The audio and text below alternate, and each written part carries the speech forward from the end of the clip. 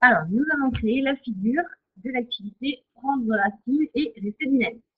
Pour ça, on va utiliser GeoGebra et on va essayer de créer donc la figure qui est demandée ci-dessus.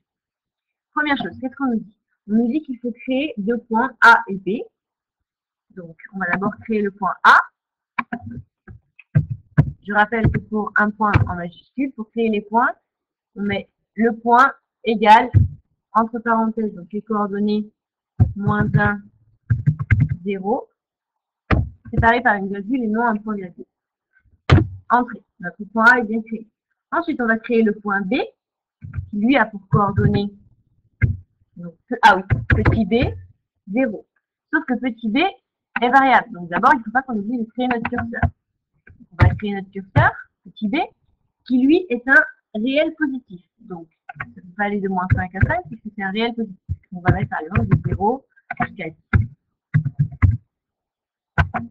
Donc, maintenant que notre curseur est créé, on peut créer notre point B. Donc, qui a pour coordonnées B0.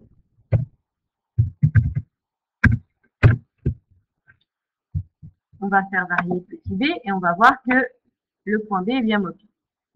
Ensuite, on veut créer le demi-cercle de diamètre AB et qui intercepte l'axe des ordonnées au point C. Donc, on va créer un demi-cercle. On a bien un demi-cercle ici. Demi-cercle de diamètre AB, on choisit nos deux points. Notre demi-cercle est créé. On efface l'étiquette ici là pour faciliter la lecture. Et on va créer le point d'intersection entre le demi-cercle et l'axe des ordonnées. On va utiliser ici intersection entre deux objets, notre demi-cercle et l'axe des ordonnées. Donc le point C est créé. On fait varier notre curseur. On se rend compte de quoi?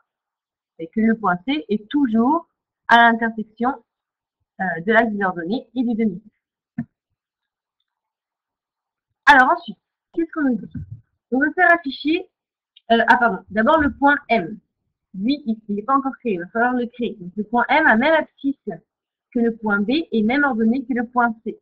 Comment est-ce qu'on peut créer ce point-là? On peut créer des perpendiculaires pour déterminer où se trouve le point M.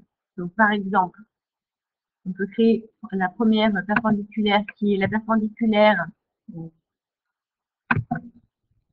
pardon, ça a marché, voilà, la perpendiculaire à cette droite-là qui passe par le point B. Ensuite, même chose, on va créer la perpendiculaire à l'axe ordonnée qui passe par le point C. Et donc, le point qui se trouve à l'intersection des deux, on va le créer, intersection entre ces deux perpendiculaires, qui s'appelle D. Alors là, je vais faire un clic droit pour le renommer. On va l'appeler M, parce que l'énoncé s'appelle M. Voilà. Donc, notre point M a bien pour abscisse la petite de D, pour ordonner l'ordonnée de C. On fait varier notre curseur. On voit bien que le point M, lui, bouge aussi. Alors, on va enlever notre construction. Donc, pour ça, on fait un clic droit. On va faire effacer l'objet, ici. Et clic droit, effacer l'objet, ici aussi.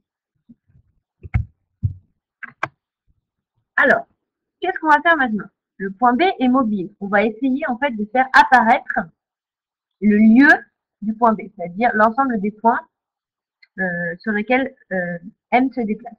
Pardon, l'ensemble du point M, pas du point B. Pour ça, on va utiliser le mode lieu, qui vous est donné dans l'énoncé. On vous dit d'aller, donc, de trouver le petit symbole là, qui est sur l'énoncé. On va le chercher, il n'est pas là non plus. Il est là. Donc, on va sur lui. Ensuite, on nous dit aussi de faire un clic droit sur le point M, donc ici ou ici, peu importe. Donc, trace active. Et qu'est-ce qui se passe maintenant? On va pouvoir faire varier le petit b. Et qu'est-ce qui va se passer? Ben, on se rend compte qu'on a finalement les points, les différents points M en fait, qui apparaissent. Et donc, c'est le lieu du point M.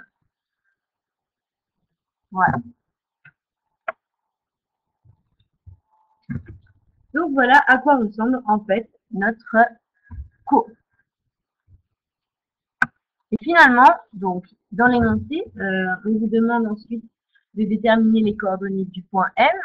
Et on a vu ensemble en classe que le point M a pour coordonnées finalement B, racine carrée de B.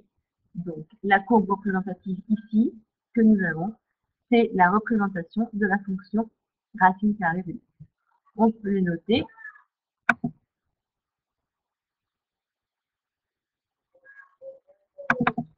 Voilà, on peut noter y égale, alors je vais noter, est-ce que nous avons la racine carrée? Voilà, la racine carrée c'est SQRT, donc on a bien la fonction racine carrée de B. Voilà, donc pour la représentation graphique de notre activité.